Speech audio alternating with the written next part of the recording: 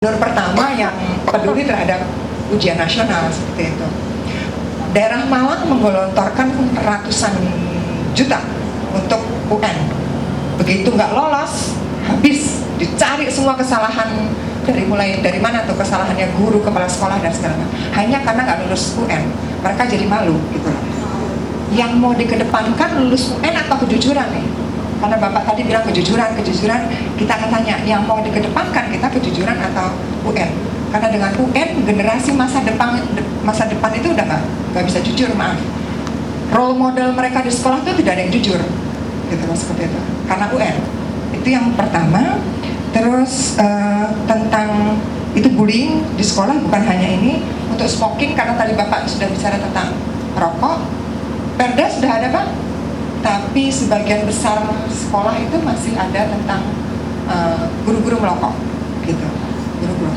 Dan mohon maaf, DKI Jakarta sampai tahun ini setelah 5 tahun sekolah lingkungan digelontorkan, namanya sekolah adigyata, DKI baru 2 yang masuk nasional, ketambahan 1 tahun ini.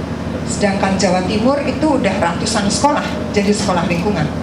Tapi DKI, sewaktu saya tanya, mohon maaf di sini nggak ada orang Dignas DKI. Saya tanya Pak Taufik di depan Bu Tati, Pak Taufik, bagaimana nih? Jakarta kok hanya 1-2 sekolah lingkungan, daerah lain sudah punya ratusan sekolah lingkungan nih, misalkan. Kepala Dignas sekolah lingkungan itu apa ya? Menanyakan kepada anak buahnya, sekolah adigyata itu apa? Ini bagaimana program Bapak untuk sekolah lingkungan? Karena dengan sekolah lingkungan, budaya lokal, kearifan lokal, kecintaan kita sebagai warga negara Jakarta terhadap budaya-budaya lokal dan lingkungan lokal, seperti tadi Ibu bilang ada pantai apa di PIK itu, hutan rotan, kita berharap akan ada lagi mudah-mudahan dengan sekolah-sekolah lingkungan. Artinya Bapak punya kepedulian dengan lingkungan seperti itu. Itu salah satu contoh untuk pendidikan lingkungan. Satu lagi mungkin tentang PLBJ. Kemarin kritikan keras sekali terhadap PLBJ, Pendidikan Lingkungan Budaya Jakarta. Tapi yang ditanyakan adalah rumahnya Pak Camat di mana, gitu kan? Padahal Pendidikan Lingkungan Budaya Jakarta seharusnya penuh dengan bagaimana anak-anak mengeksplorasi. Kita punya gedung kesenian, kita punya kota tua, segala macam kita punya itulah bagiannya. Jadi bukan teori. PLBJ kita berharap tidak teori, tapi itu menjadi kunjungan-kunjungan. Saya kasih contoh nih, saya kasih bocoran sama Bapak. Bupati Mojokerto itu menganggarkan 3M Pak, supaya setiap anak di setiap sekolah di Mojokerto itu bisa melihat atau mempelajari budaya-budaya di Mojokerto. Gitu. Jadi mereka dapat subsidi supaya setiap anak itu bisa jalan, karena nggak setiap sekolah punya kemampuan untuk membiayai karya wisata dan segala macam. Tapi karya wisatanya harus ke situs-situs sama ke area-area sumber daya alam yang bagus. Itu Mojokerto Pak, kota kecil miskin di remote area gitu ya. Masa DKI dengan uang APBD yang demikian itu kalah sama Mojokerto? Itu salah satu contoh saja. Dan saya berkali-kali meminta kepada teman-teman di DKI untuk mereview PLBJ-nya. 60% itu nonsens isinya, tidak bercerita tentang kearifan lokal, tidak bercerita tentang isu lingkungan yang ada. Itu terus satu lagi Pak untuk pendidikan, ya satu lagi untuk pendidikan, saya nggak tahu mau main atau apa. Jadi kalau ada pembangunan sekolah, renovasi sekolah, itu dihancurkan semua. Kami pernah mengunjungi Bu Silvi, waktu itu Kepala Dignas, bahwa sekolah yang akan kami dampingi sebagai sekolah lingkungan tidak boleh satupun pohon besar ditebang, dan itu berhasil.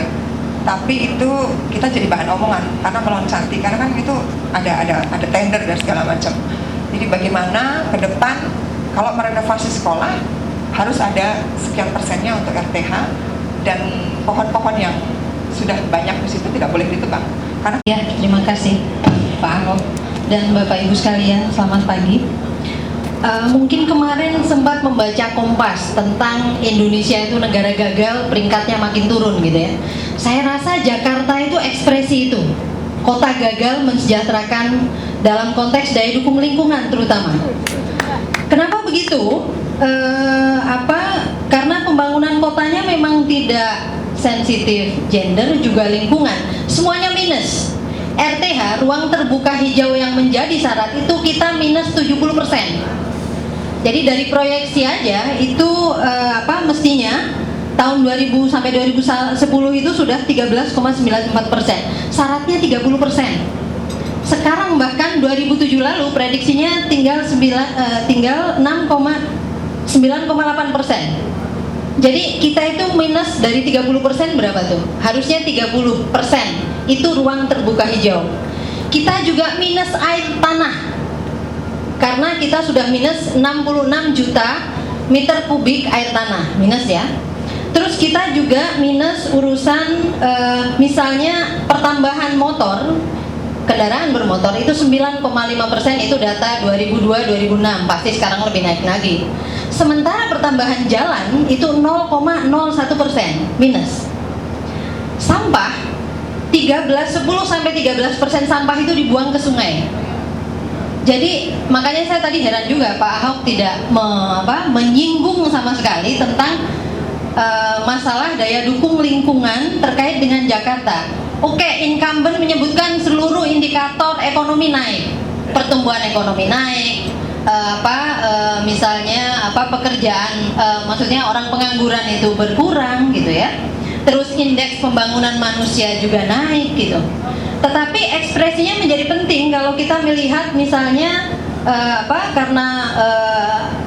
bicara bahwa dalam 5 tahun terakhir itu pertambahan PAD atau APBD itu 15 triliun sekian. Ada sesuatu penting yang mesti kita lihat di sini.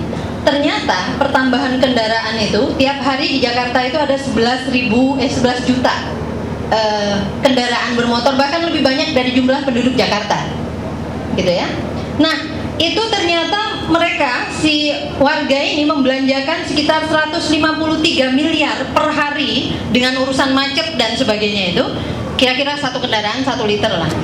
1 tahun itu mereka membelanjakan sekitar 5 triliun ya kalau nggak salah, sekitar 5 triliun untuk 55 triliun untuk membelanjakan bahan bakar. Menurut undang-undang 10% dari pembelanjaan itu masuk ke kas daerah. Artinya apa? Kalau misalnya pemerintah itu mempromosikan bahwa naik nih APBD-nya 15 triliun dalam 5 tahun terakhir, artinya dia memang mengorbankan warganya untuk mendapatkan hitungan-hitungan ekonomi tadi.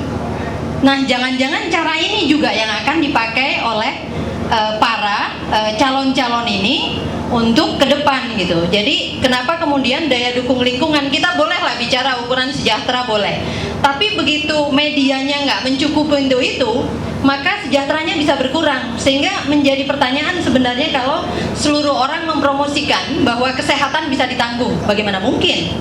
Orang pencemarannya aja udah menyebabkan kesehatan yang luar biasa, dan yang ditanggung apanya? Ecek-ecek mungkin kalau kesehatan.